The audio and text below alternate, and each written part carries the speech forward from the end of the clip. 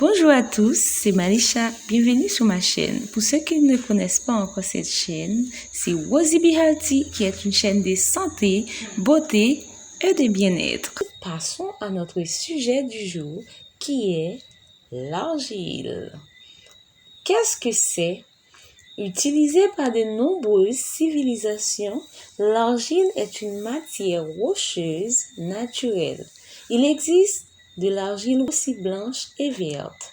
L'argile verte est la plus couramment utilisée. Elle est riche en silice et en minéraux. Les différents bienfaits de l'argile. L'argile verte est le compagnon idéal de la trousse des premiers secours, notamment en cas de brûlure. En cataplasme, non seulement elle calme très vite les douleurs, mais elle évite l'infection et une surinfection tout en favorisant la reconstitution de la peau. L'argile soulage les problèmes digestifs. C'est l'une de ces rares mais grandes indications en usage interne.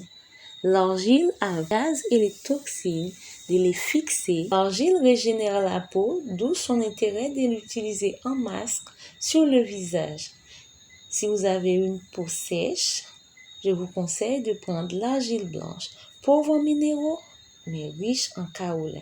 L'argile verte, elle est particulièrement adaptée aux peaux grasses à tendance acnéique. Elle régule l'excès de sébum tout en éliminant les impuretés de la peau. Vous voulez la recette? Il suffit de mélanger 1 cuillère à soupe d'argile à 2 cuillères à soupe d'eau en ajoutant une goutte d'huile essentielle de tea tree. Vous mélangez les tout, vous formez votre masse et vous appliquez sur votre visage avec un pinceau. L'argile calme l'inflammation. En application locale, elle peut ainsi se révéler très utile en cas d'entorse ou de tendinite, mais également des bleus ou de bosses. L'argile blanche est aussi une bonne option contre les maux de dents. On peut utiliser l'argile blanche en dentifrice en y ajoutant dans une petite cuillère à café de poudre d'argile une goutte d'huile essentielle de citre en cas de saignement des gencives. L'argile a des propriétés antalgiques et décontractantes qui en font une aide précieuse en cas de douleurs articulaires, arthrose, rhumatisme, mal des dos. Ce n'est pas par hasard si elles servent de base à la plupart des bouts thermales utilisés en rhumatologie. Notez bien, pour utiliser l'argile verte par voie interne, il suffit de mettre 1 cuillère à café d'argile dans un verre d'eau. Vous laissez reposer au moins 3 heures ou plus.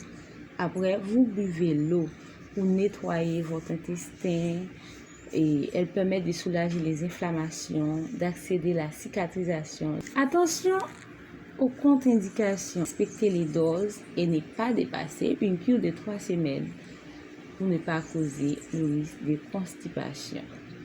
Mieux vaut aussi ne pas la prendre par voie orale en même temps que les médicaments. Si vous avez des médicaments à prendre, il faut mieux laisser 2 heures de temps, 2 ou 3 heures de temps écoulées entre le médicament et l'argile. Soit vous prenez le médicament avant, vous laissez 2 heures de temps, après vous prenez l'argile. C'est ça.